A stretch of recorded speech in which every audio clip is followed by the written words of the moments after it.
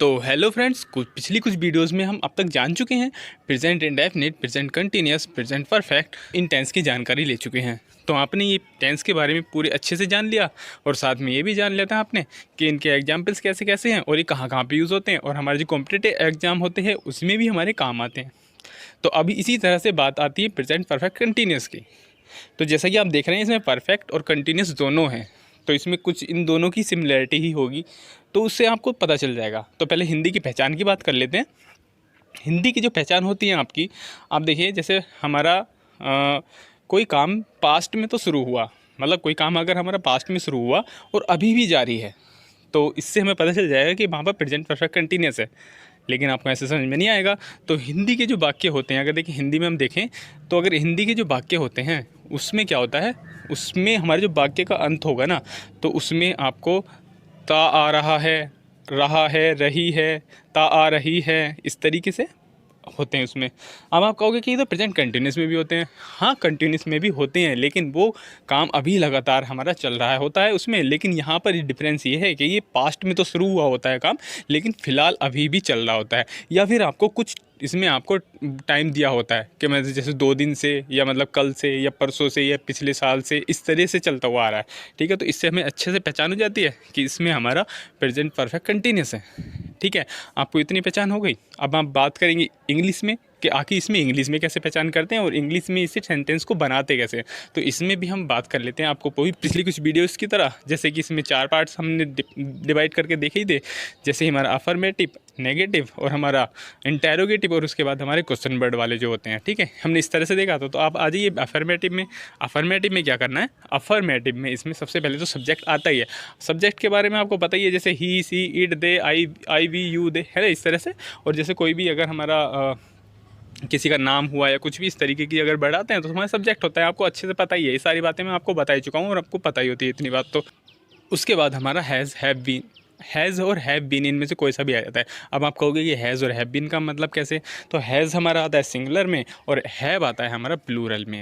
मतलब एक से अगर ज़्यादा चीज़ होती है तो वहाँ पर हैव आएगा, और अगर एक से कम चीज़ है तो वहाँ पर हमारा सिंगुलर आएगा। तो इतनी बात पता होती है। उसके बाद में आपका बीन लग जाता है। वी, देखिए आप यहाँ ध्यान दीजिएगा, बीन लगेगा, वी डबल ई एन लगेगा, ना कि विंग लगेगा, B E I N G नहीं लगेगा, बीन लगेगा। तो यहाँ पर बीन लग जाता है। बीन लगने के बाद हमारा आ जाता है इसमें वर्ब की फर्स्ट फॉर्म में आई एन जी आ जाएगा। मतलब यहाँ पर देखिए आपको हैज़ हैव तो लग रहा है, लेकिन साथ में इसके थर्ड फॉर्म नहीं आ रही है, जैसे कि प्रेजेंट परफेक्ट में आती थी, ऐसा नहीं है। इसमें आपको आई एन जी फॉर्म मिलेगी। तो आई एन जी फॉर्म अगर जब भी हैज़ हैव के साथ आती है तो समझ जाइए वहाँ पे हमारा प्रेजेंट परफेक्ट कंटिन्यूस टेंस है। ठीक है, इसके बाद हमारा बाकी जो बचा कुचा होता है, जैसे ऑब्जेक्ट कहते हैं, वो वहाँ पर आ जाएगा। ठीक है, अगर ऑब्जेक्ट दिया हुआ है हमारे वाक्य में तो वहाँ पर आ जाएगा। इसके बाद अगर हम बात कर लें नेगेटिव की, तो इसमें हैज़, हैव बीन जैसे आ रहा था तो उसके साथ में नोट भी आ जाएगा। और इसके बाद अगर हम बात करें क्या आएगा, तो इसके बाद हमारा वही वर्ब की फर्स्ट फॉर्म में आईएनजी और उसके बाद ऑब्जेक्ट आ जाएगा। अब बात कर लेते हैं हम इसके इंटेरोगेटिव की। तो इंटेरोगेटिव यानी कि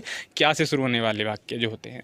ठीक है, क्या से शुरू होने वाले वाक्यों में क्या करेंगे, हैज़, हैव से शुरुआत करेंगे वहाँ पर। मतलब या तो हैज़ या हैव, इनमें से शुरुआत करेंगे और उसके बाद हमारा सब्जेक्ट आ जाएगा और फिर हमारा बीन आ जाएगा। और बीन आने के बाद उसके बाद हमारा वर्ब की फर्स्ट फॉर्म में आईएनजी आ जाएगा और फिर हमारा बाकी बचा कुचा जैसे ऑब्जेक्ट होता है वो आ जाएगा।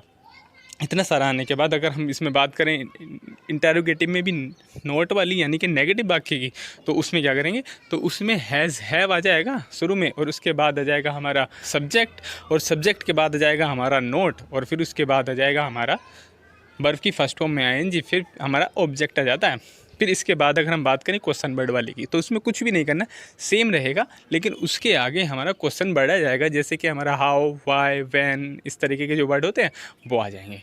तो अब चलिए हम इसमें से कुछ एग्जाम्पल्स देख लेते हैं और उसके बाद हम कुछ इसके रूल्स देख लेंगे जो कि अक्सर हमारे एग्जाम्स में पूछे जाते हैं। कॉम्पिटेटिव एग्जाम में कुछ इनके क्वेश्चंस पूछे जाते हैं, वो भी देख लेंगे। लेकिन उससे पहले हम अपने कुछ एग्जाम्पल्स देख लेते हैं और ये देख लेते हैं कि आखिर ये वाक्य बनाए कैसे जाते हैं और किस तरीके के वाक्य होते हैं ये हिंदी और इंग्लिश में। और आपको अच्छे से इसकी फिर पता चल ही जाएगा कि आखिर ये किस तरीके के वाक्य हैं। तो ये रहे कुछ एग्जाम्पल्स, आप इन्हें देखो और समझो, फिर आगे बात करते हैं।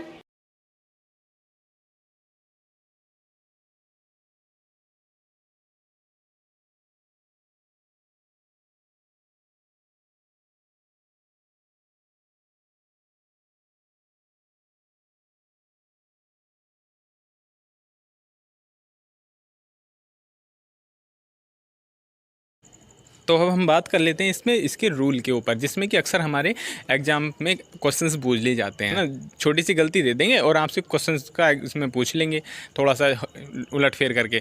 तो इसमें दो तरीके के टाइम होते हैं, जैसे हमारे एक निश्चित टाइम और एक हमारा अनिश्चित टाइम।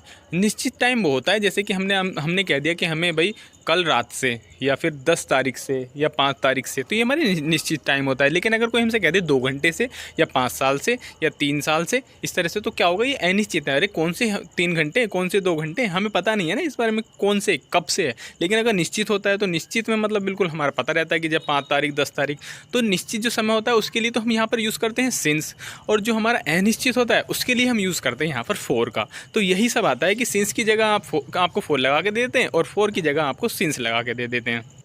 तो इसी के लिए मैं कुछ आपको एग्जांपल्स दे दूंगा, आपको समझ में आ जाएगा। तरीका वही है सब कुछ, इसमें सब्जेक्ट लगाएंगे, है ना, जैसे कि बताया आपको, हैज़ और हैव बीन लगा देंगे, और नेगेटिव में वही सब कुछ जैसा मैंने बताया है। तो इसमें देखिए आपको कुछ एग्जांपल्स दिख रहे होंगे, जैसे कि पिताजी सुबह से अखबार पढ़ रहे हैं, सुबह से आ रहा है इसमें, यानी कि सुबह से पता है हमें, तो यहाँ पर सिंस ही लग जाएगा।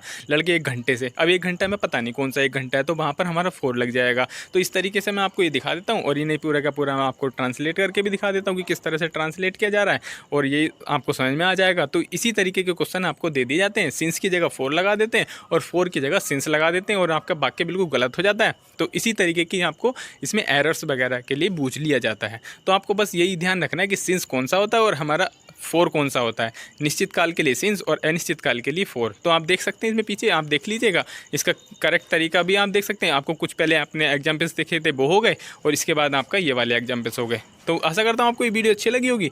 अगर वीडियो अच्छी लगी तो लाइक कीजिएगा और चैनल को सब्सक्राइब कर लीजिएगा। आप ही लोगों का तो चैनल है। तो मिलते हैं आपसे नेक्स्ट वीडियो में, तब तक के लिए जय हिंद, कीप स्टडी।